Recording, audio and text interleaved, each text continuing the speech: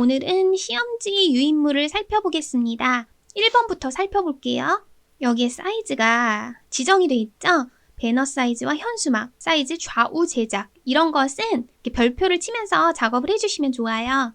디자인 개요를 살펴보면 세계인과 함께하고 즐겁고 신나는 머드 체험 축제잖아요. 디자인 조건에서 필수 요구사항이 있습니다. 필수 요구사항을 보시면 헤드카피 같은 경우는 보령 머드 축제로 새롭게 디자인이라고 써 있어요. 새로 이 글씨 로고 자체를 있는 폰트로 사용하시면 안 되고 아예 새로 그리거나 써서 만들라는 뜻입니다. 여기에서 시간을 굉장히 많이 뺏겨요. 이 사진 공모전은 새롭게 디자인 또는 기존 서체 사용이라고 되어 있잖아요. 이것은 기존 서체를 변형해서 만들거나 아니면 새로 디자인을 해도 되지만 아예 새롭게 디자인할 경우에 시간을 많이 뺏깁니다. 그렇기 때문에 이거로도 충분하기 때문에 여기에서는 시간을 굳이 안 뺏기도록 잘 조율하는 것도 중요합니다. 그래서 저 같은 경우는 기존 서체를 변형하거나 아니면 기존 서체를 그대로 사용했어요. 그리고 서브 카피 이런 거 같은 경우는 수험자가 직접 되게 창의적으로 만들어주시면 되는데 예를 들어 머드에 빠지다, 자유를 즐겨라 이런 걸로 주제에 맞게 서브 카피를 만들어주시면 되겠습니다. 그리고 여기 필수 이미지, 제공 이미지 있잖아요. 여기에 필수 이미지와 제공 이미지가 딱 나오는데 필수 이미지는 말 그대로 필수로 꼭 반드시 넣으라는 것입니다. 이게 빠지면 감점이 많이 되겠죠? 그리고 캐릭터와 로고 마크, 제공 이미지들은 2교시에 컴퓨터실로 가시면 파일 제공이 되어 폴더 안에 있을 거예요. 제공 이미지는 주제에 맞게 자유롭게 원하는 이미지를 사용해서 쓰라는 뜻입니다. 어떤 시험에는 2가지 이상, 4가지 이상 반드시 사용이라는 문구가 써 있는 경우가 있어요. 그러니까 그런 부분은 펜으로 체크를 해두시는 게 좋아요. 아예 스케치할 때부터 2가지 이상의 이런 스케치 이거를 바탕에 깔거나 이런 식으로 스케치부터 꾸며 놓는 게 더 안전하겠죠. 텍스트 이 부분도 반드시 들어가야 하는 문구입니다. 여기 보시면 배너 우측에만 배치라고 써있죠. 배너 왼쪽에 배치하면 감점이 되겠죠. 이렇게 시험지에 딱 말한 요구 조건들은 다 반영을 해주시는 게 좋습니다. 현수막 같은 경우에도 위 텍스트 중 수험자가 자유롭게 구성을 하고 자유롭게 디자인하시오 써있죠. 별표 중요합니다. 그리고 2번째 장 넘어가시면 스케치 부분 예시를 볼게요. 이런 표제 부분에는 비번호나 수험번호, 이름 이런 부분을 기재하는 곳이고 시험 감독님이 말씀해 주시는 대로 작업을 해주시면 되는데 수험번호랑 비번호를 헷갈리지 않게 잘 써주시면 됩니다. 그리고 현수막 1개, 배너 2개가 과제인데 배너 세트를 1세트, 2세트 작업을 해서 하나를 선택하라고 되어 있어요. 다양한 느낌으로 이렇게 디자인을 해서 둘 중에 이렇게 선택을 해주시면 돼요. 번호 1, 2 쓴 다음에 1번에 이렇게 동그라미를 쳐주시면 됩니다. 그리고 선택한 부분을 디자인에 반영을 해주셔야 돼요. 근데 문제는 시간 제한이 있는 디자인을 하다 보면 진짜 구리게 나와요, 디자인이. 구리게 나오기 때문에 아무리 구려도 신경을 쓰지 마시고 최대한 스케치랑 동일한 디자인으로 해주시는 게 중요합니다. 그리고 여기서 팁이 있는데 처음에 제가 스케치를 매우 크게 그렸어요. 그럼 시간이 촉박해집니다. 너무 크게 그리지 않으셔도 되고 엄청 잘 그리지 않으셔도 돼요. 예를 들어서 보여드리면 대충 스케치한 거예요. 정말. 시간이 급하면 이렇게 스케치해도 되는데 좀 이렇게 깨끗하게 하도록 하는 게 좋겠죠. 그냥 이런 느낌이구나 이 정도로 이해할 정도로 스케치를 해주시면 됩니다. 이 스케치 시간은 1시간 안짝으로 끊는 게 좋아요. 왜냐하면 계획서를 작성하는 시간이 되게 오래 걸리기 때문에 딱 2시간만 주어지잖아요. 스케치, 계획서. 시간 배분을 잘 하셔야 됩니다.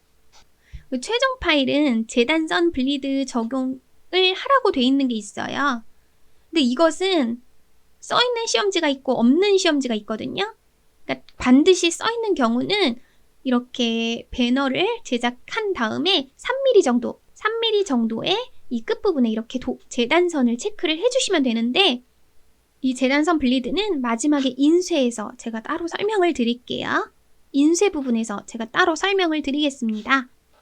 스케치는 반드시 연필로 작성을 해야 됩니다. 채색은 필요 없이 그냥 연필로만 그려주시면 돼요. 2시간 안에 모든 스케치랑 계획서가 마무리돼야 됩니다. 그리고 여기에 최종 데이터는 지급된 재료 USB에 제공을 하라고 되어 있는데 요즘은 이렇게 안 하고 파일을 감독하시는 분 컴퓨터로 전송을 해서 거기서 인쇄를 하는 시스템으로 되어 있더라고요. 그렇기 때문에 이 USB는 신경을 쓰지 않으셔도 될 것 같아요. 그리고 디자인 자료에서 비번호, 디자인 자료 이런 제목을 반드시 잘 기재해 주세요. 같이 작업해 보시다 보면 제대로 알 수 있을 겁니다. 그리고 색상은 컬러 모드는 CMYK로 해주셔야 되는데요. 이건 인쇄 모드니까 포토샵이든 일러스트레이터든 작업을 할 때 CMYK로 작업을 해주시면 될 것 같습니다. 이 부분 정신없어서 막 RGB 모드로 체크해서 작업하실 때가 있어요. 그럴 때는 막 정신이 없어서 이렇게 RGB 모드로 작업을 했을 경우에는 여기 이미지 가셔가지고 모드를 CMYK로 바꿔주시면 됩니다. 병합하지 않음으로 해서 바꿔주시면 돼요. 그리고 최종 제출물을 보겠습니다. 디자인 계획서 A4 아까 그 계획서 한 장이랑 아이디어 스케치 4절 캔트지 한 장, 그리고 최종 완성된 작품 A4 두 장을 4절 캔트지에 부착해서 또 한 장, 이렇게 세 가지가 있죠. 이 세 가지는 산업기사인 경우이고요. 기사 시험에는 PPT, 프리젠테이션 제출도 있습니다. 그것까지 4개를 제출해 주시면 됩니다. 기사 시험을 보시는 분들은 PPT까지 포함이 됩니다. 그리고 한 2-3시간 남았어도 본인이 완성됐다 싶으시면 손 들고 제출하시고 나가시면 됩니다. 유의사항을 보겠습니다. 검은색 필기구만 사용하여야 하며 그 인적사항, 표제에 쓰시는 비번호, 성명 이런 거랑 계획서, 검은색 펜이나 볼펜으로만 사용하여야 합니다. 볼펜은 제가 볼펜 똥이 많이 나오니까 그냥 펜으로 사용하시는 게 좋아요. 그 외에 연필 그리고 색이 있는 것은 0점 처리됩니다.